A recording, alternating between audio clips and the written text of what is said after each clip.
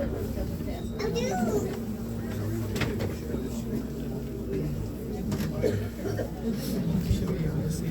see.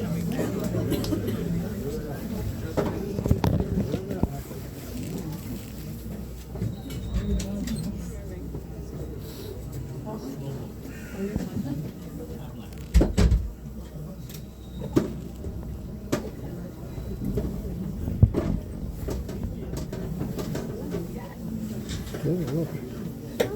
You can see the other side.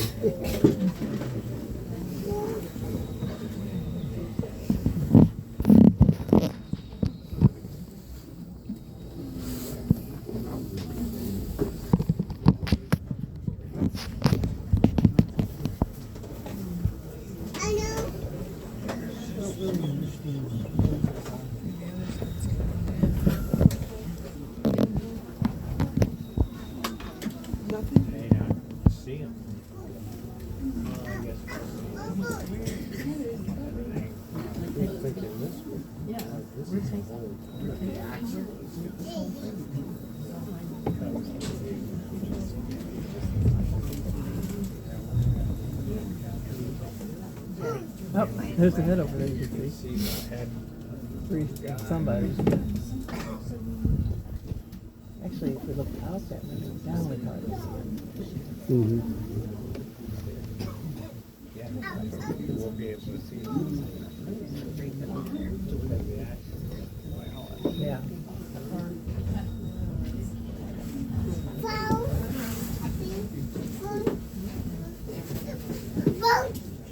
Boat, yes.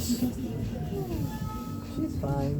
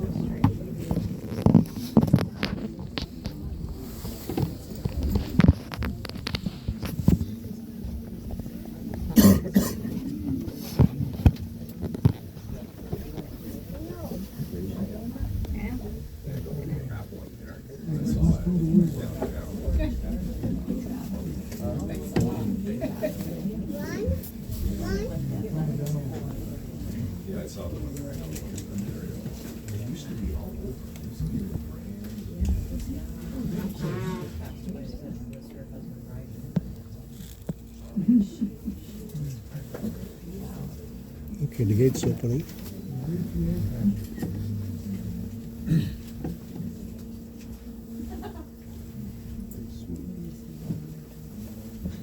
It's like backwards, it feels like.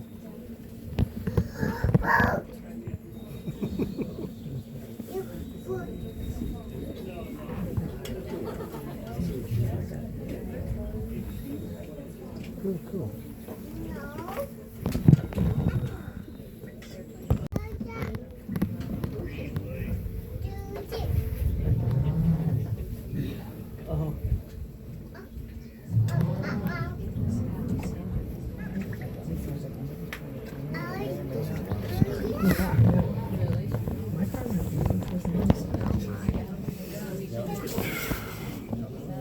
If your arm gets tired, you stop. No. I was going to say, where are the paddles?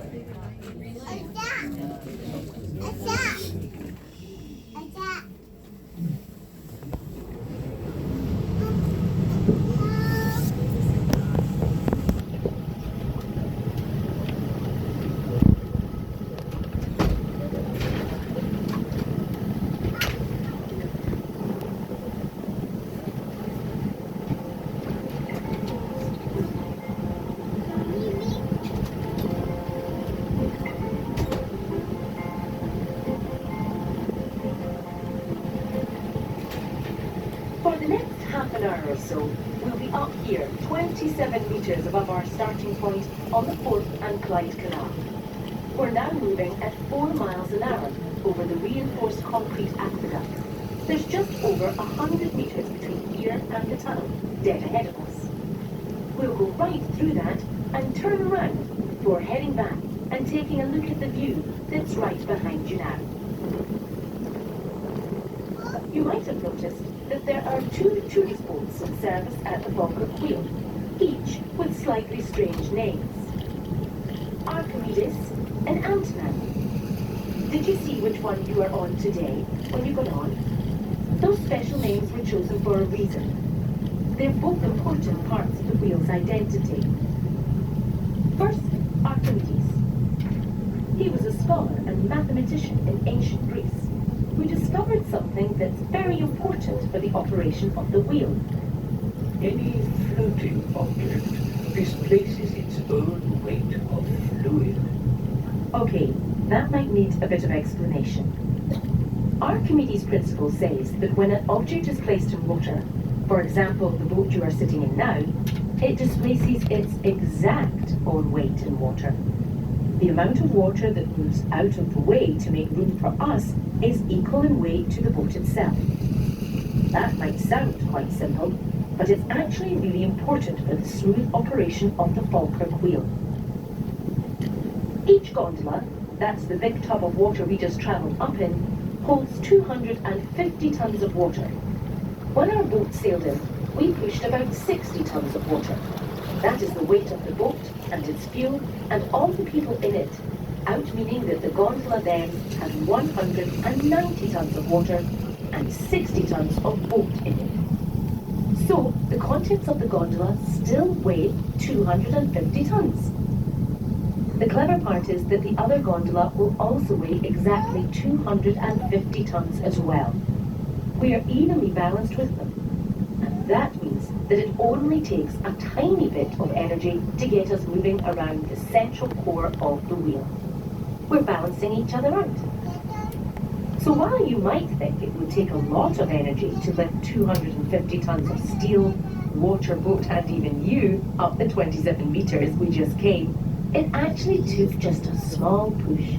About the same amount of energy as boiling 8 electric kettles.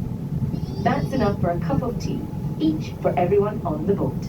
We haven't got time for a cuppa now, but you can get one down at the visitor centre afterwards while you watch the wheel going round again. Another really clever part of the wheel are the cogs. You can't see them as they're inside the workings, but these huge jagged wheels and sensors stop us from tipping over as we move up and down around the wheel. When the designers were putting the plans for the Falkirk Wheel together, they were confident it would work on paper, but they weren't exactly sure. This is the first rotating boat lift in the world after all. So to test their theory out, they built a small-scale model out of Lego to see how it went. Fortunately, the principle worked and the design was commissioned. As we get close to the tunnel ahead, you'll note that we're in a rather charming landscape. At some times of the year, the pool to your left is home to herons. The canal system stretching across Scotland is home to over 30 varieties of aquatic plants, 15 species of mollusk, over 30 types of water flea, and even freshwater sponges. Plus the ducks and swans. It's been known for fish to swim into the gondola at the bottom and travel up to the Union Canal with us. Of course, they displace their own weight too. And there are footpaths here as well, leading up into the woods. You can walk along these later if you like.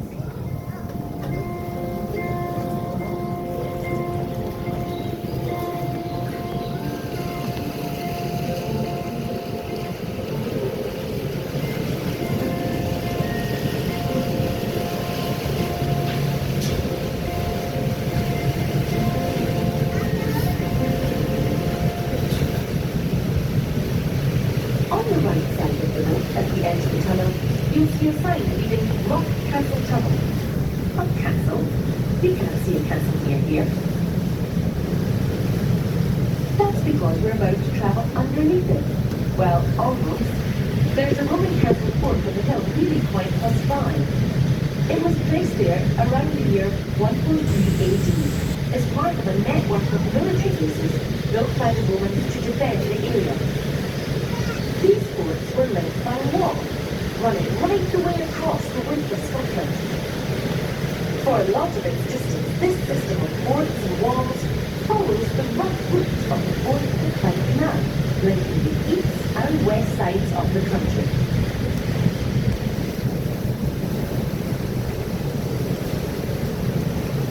Only the canals were designed to make transport and communication across the country easy. The castle forts were built by the military to control people and keep them out of the northern border of what was then the Roman Empire.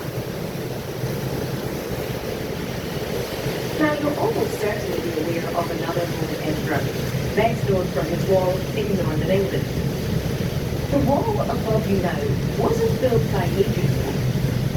It was constructed during the reign of Emperor Antoninus Pius. It's known as the Antonine Wall, and that's the name of our other boat, Antonine. Skip forward 1600 years, and this landscape, instead of being a conflict zone, was one of rapid industrial expansion.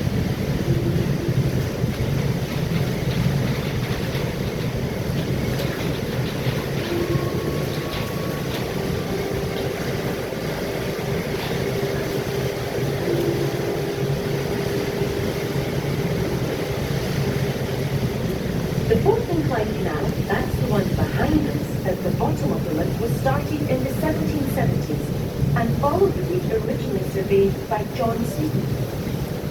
It opened in 1790 and quickly became one of the most important trade and transport links across Scotland. It was the world's first sea-to-sea ship canal, joining the River Clyde and Glasgow in the west to the River Forth and the North Sea in the east. And the addition of the Union Canal, that's the one we're sailing on now, in 1822, when Glasgow and Edinburgh were linked by waterways. This all meant that the unprecedented amounts of trade were now possible not only between Glasgow and Edinburgh, but also with the rest of Northern Europe and the world. In the 1830s, 200,000 people each year travelled between the two cities. One operator offered The express in just 7 hours on swift passenger boats. There was, apparently, a sign projecting from the front of the boat that would cut through the totals of any slow-moving vessels that refused to give way. Getting between the two canals still required the use of a lock system though. A few kilometres to the east of here, there was a flight of 11 canal links with a fall of just over 3 meters each. Each had to fill with water in turn to raise traffic up to the Union Canal so it could travel on to Edinburgh. For a time, this was the golden age of the canal, and waterways were almost the motorways of the day. But with the rise of the railways, the decline of the canals was almost inevitable. The closing of Grangemouth docks to the east of here as a security measure during the First World War heralded the start of the end. And by the 1960s, the canals were left abandoned, unused, and falling into disrepair.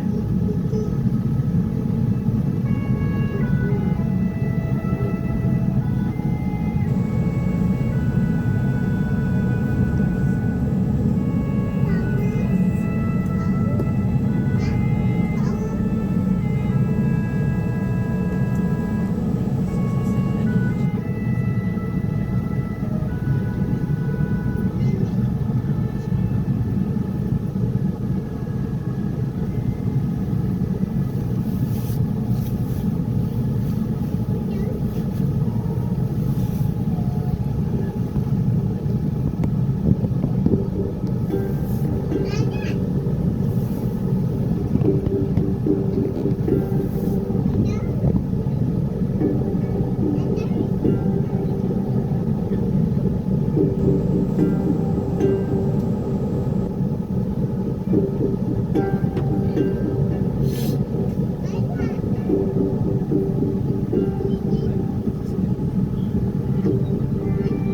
we emerge out of the tunnel, you'll notice that we're in a much different landscape now. More intimate, and certainly not quite such grand views as on the other side. When we've turned around and gone back through the tunnel, you'll appreciate the views from there, looking out over central Scotland from a scenic vantage point. But for a moment, enjoy the canal side setting. The land around here is stunning and ready for exploration, if you're so inclined. From the visitor centre, there are 3 walks of different lengths exploring this area, including the remains of the Roman fort and the Antonine Wall. Ask for a map in the visitor centre, or you can hire bikes and make your way 6 kilometres east along the canal path to see the Kelpies. 2 majestic 30-metre high sculptures of horse heads rising out of the water. These Celtic water horses are not only a link with the mystical mythology of Scotland, but are also a reminder of the vast numbers of horses who worked on the canals pulling barges for years on end. Today we run our boats on diesel. Compared to days gone by, it means there's no horse waste left by the side of the canal towpath anymore. And we can now travel faster and in almost all weathers too.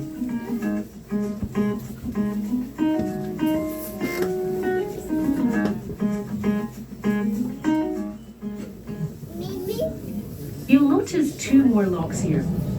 These take boats to the main level of the Union Canal, another 7 metres up, making the total height above our starting point. This then runs as far as Edinburgh, which, if you were to sail there today, would take about 9 or 10 hours. But most people on a pleasure cruise do it over a couple of days. In fact, these locks were installed as part of the renovations to the canal system and the installation of the Falkirk wheel. The original Union Canal ended some 2 kilometres further on from here, where the flight of 11 locks carried canal traffic up and down between here and the Forth and Clyde Canal below. And from that level, 2 locks up from here, the Union Canal stretches all the way to Edinburgh without a single lock. It's a feat of engineering and construction, laid out by the canal's designer Hugh Baird in the 1820s. Despite the canal from Falkirk to Edinburgh being over 50 kilometres long, there is a fall of just 2.5 centimetres between either end, all designed without a computer. That's pretty good. It's important to remember that we're on part of a canal network that stretches right across Scotland. And in recent years it's been growing in popularity, thanks in part to projects like the Falkirk Wheel. But there's also been a rise in the appetite from the public for enjoying our historic waterways.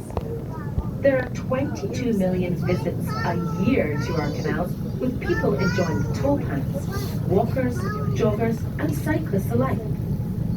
On the water, people enjoy canoeing and kayaking, and canal boat holidays are increasingly popular. Welcome on board.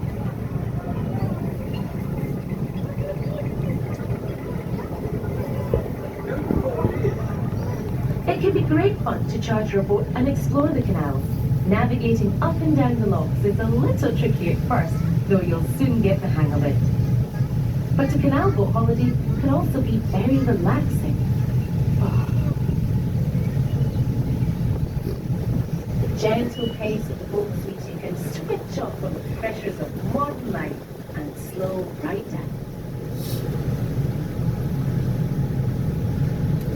The body that cares for these waterways is called Scottish Canals, an agency of the Scottish Government.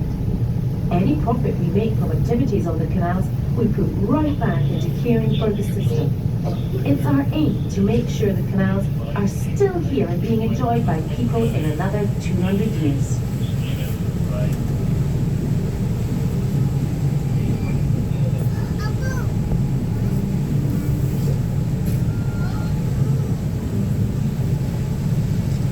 The tunnel in front of you now, you'll remember it runs under the Antonine Wall, is another part of what makes this place special. It might look just like any other tunnel, but it had to be excavated with utmost care so as not to disturb the archaeological remains above. And it has a concrete base so as not to damage the old mine workings beneath. It's precision engineering. But the real precision work is on the Falkirk Wheel itself, a feat of engineering and architectural design. It was the first rotating boatlift to be built in the world, bringing the story of Scottish invention, adventure and world first right up to date. The sense of ambition and pride felt by the design team matches that of those engineers and canal builders a few centuries ago. While many see the wheel as a beautiful thing, it's often questioned whether its merits are as a piece of art or as a piece of engineering.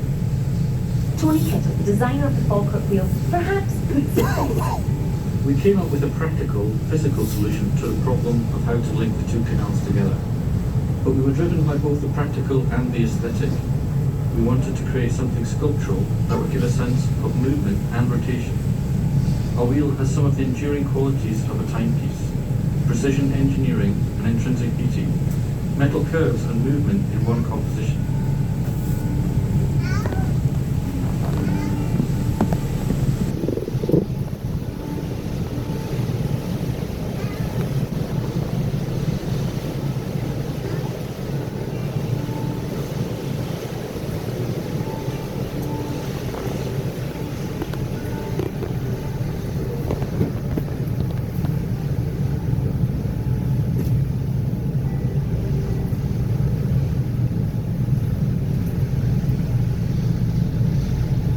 You might have wondered why we went to the trouble of creating the Falkirk wheel. You'll remember that the two canals had fallen into a state of disrepair in the late 20th century, and they weren't used for transporting goods or people in. It might have been easier just to fill the canals in and forget about them altogether. But then, in the late 1990s, it was realised that the redevelopment of these waterways could create what became known as a corridor of opportunity right across the central belt of Scotland. And there were plenty of enthusiastic volunteers too, who wanted to see their local canal brought back to life, rather than sitting there abandoned. We're quickly going to point out the kelpies to you, because I don't know if you've spotted them, because they're glowing in the daylight over there right now. And at the rain, at the Will you see them? so just like, if you can't see them, I just explain how to a way of finding them. Look down in the ground here, we see there's like a golden bus sitting there. Look up from there, there's a group of houses, just through the trees there, and you see very clearly there's a white triangular house, the end of a house. And then you look straight up from there to the top of the tree line, and just to the right, you see it's very clear to see the two horses' heads. They're very bright silver in the sunbeam right now. The one on the left is like looking up towards the sky, and the one on the right is like towards the got it? Can everyone see it? Where at? Can you take a picture? Okay.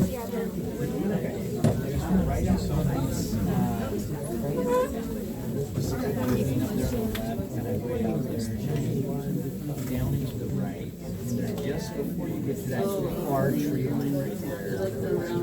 Yeah, they're kind of rounded there. They're really Okay, so I was going to ask if anybody knows the story of the Kelpies. Do we know the story, the old myth of the Kelpies? No? I'll tell you the story. So the Kelpies are ancient, mythical, Scottish, magical, shape-shifting creatures. And they appear next to bodies of water. They appear on the banks of rivers and lochs and on the coast. And they're associated with waterfalls as well. And they appear as very beautiful, magical water horses. And a poor unsuspecting person that comes across a Kelpie is immediately besotted with them and enamoured with them, and wants to come towards them and climb on top of them and ride along on their backs. And However, when they climb on board on top of the kelpie, you find that the kelpie's skin is blue, and the person becomes stuck to it and tangled with it. At which point the kelpie turns around and charges back into the water and carries the poor person down into the watery depths with them. Yeah, exactly. So also, so if we look out this side as well, we can see another landmark to point out to you. You see there's two tower blocks just sticking up above You the want tree to line. with the camera? Yeah, you see the one on the left is the one around there. It's got like an antenna thing on or something. You've got that one. I guess I It's just up the see top it. right hand window is my granny's house. It's not my granny's house, of course, it's not my granny's house. Sorry. But this building here is very important to us because this marks that's the situation that was located on the top block of the original 11 walk staircase. They would have carried boats from the Falkirk Canal down there up to the Union Canal up there. This is predated the Falkirk Wheel, so this was where the original means of elevating the boat up to Union Canal was. And this building here is actually built. The foundations of that are actually built on the very top block of the staircase. And so also this is also marks the original end of the Union Canal. So the Union Canal goes all the way from here all the way into Edinburgh. But originally this is where it would stop and it would join the Falkirk Clyde down there. So when the Falkirk Wheel was built, also this whole aqueduct, the basin that we were in, and that a mile of canal all that way was all dug out of the land to join up this new project with the former end of the Union Canal up there. There's also for a boat to come back when this was in operation about 100 years ago, for a boat to come through to go through the lock system from the bottom to the top. 11 chambers would have to be drained and filled, and the doors open and closed, and the boat in between. It's a very big project. So it would take about 8 to 10 hours. So if a boat was coming from Glasgow to Edinburgh, this is basically a full day's travel would be spent just navigating these locks. It was over a half a mile long flight of locks. But we've also now been told that this was not something that the skipper would normally spend their time doing. There's a pub at the bottom lock that would be where the skipper would go. And it was actually local school children that would skip school and pull the boat through on ropes and give the boat back to the skipper at the end of the day for a few pennies. Yeah, we actually know that as well because there was an old lady that came on the boat, and she told us that her mother had always told her that she was one of the kids and got told that she had to stay in school because she kept skipping school to earn some money. And so that was the original route. They would link boats from Edinburgh to Glasgow. However, the turn of when the technology changed and the railways started to replace the canal system, the canal started to fall into disrepair, and this lock system became completely derelict. And by the 1930s, it was completely abandoned. So then there was no water link anymore from Edinburgh to Glasgow. So the Falkirk Wheel opened in 2002. The first revolution of the Falkirk Wheel marked the first moment in almost 100 years that the water link from Glasgow to Edinburgh became complete once again. Does anyone have any questions? We're all good.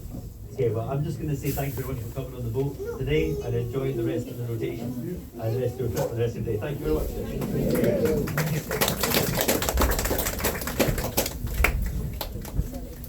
I guess we are going down now. Well, I can see that from here. Slow fall.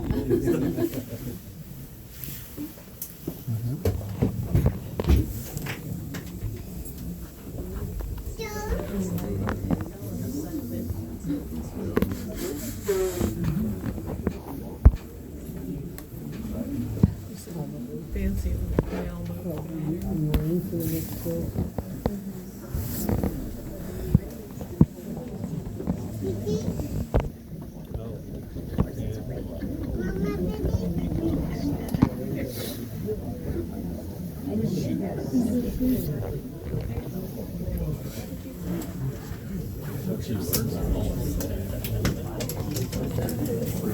Pretty hard.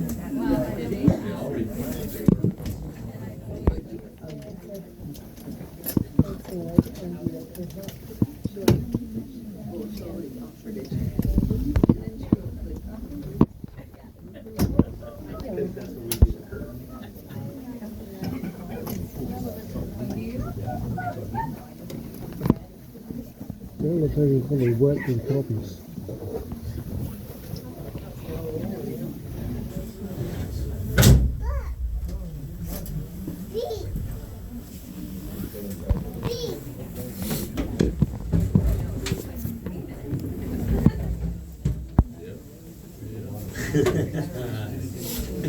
Finally got a smile.